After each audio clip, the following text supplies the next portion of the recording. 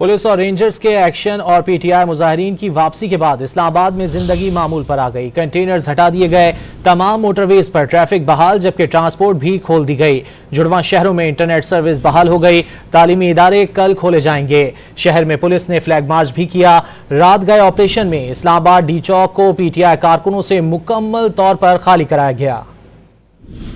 Police और rangers के आनी एक्शन ने पीटीआई का एहतिजाज लपेट दिया। 4 दिन की बंदिश के बाद रावलपिंडी और इस्लामाबाद में रास्ते खुल गए, जिंदगी मामूल पर आ गई। डी चौक पर भी हालात मामूल पर है। कंटेनर्स हटा दिए गए, जबकि गाड़ियां हटाने और सफाई का काम जारी है। शहर की दीगर सड़कों से भी कंटेनर्स हटाने का सिलसिला जारी है। जुड़वा शहरों में पब्लिक ट्रांसपोर्ट और इंटरनेट सर्विस बहाल हो गई। तालीमी इदारे कल से खुल जाएंगे। इस्लामाबाद में पुलिस ने अमन अमान के कयाम और इत्तेहाद के फरोग के लिए फ्लैग मार्च भी किया। फ्लैग मार्च एक्सप्रेस चौक शुरू होकर शहर के मुख्तलिफ रास्तों से होता हुआ 0 पॉइंट पर खत्म हुआ। डीआईजी इस्लामाबाद ने 2 टूक पैगाम दिया कि कानून हाथ में लेने की इजाजत हरगिज नहीं दी जाएगी। इससे पहले रात गए होने वाले ग्रैंड ऑपरेशन में इस्लामाबाद डी चौक को पीटीआई कारकुनों से मुकम्मल तौर पर खाली कराया गया। मुजाहिरीन गाड़ियां छोड़कर भाग निकले। पीटीआई कायदीन के खुसूसी कंटेनर को भी नामालूम अफराद ने आग लगा दी। ऑपरेशन के दौरान सैकड़ों मुजाहिरीन को गिरफ्तार कर लिया गया। रावलपिंडी पुलिस ने ग्रैंड ऑपरेशन में 400 से ज्यादा शरपसंद अनासिर को गिरफ्तार किया। मारगिला के पहाड़ों पर पुलिस और सिक्योरिटी इदारों ने सर्च ऑपरेशन में 800 शरपसंद गिरफ्तार किए। मुल्जिमान से मवासलाती आलात, असलहा,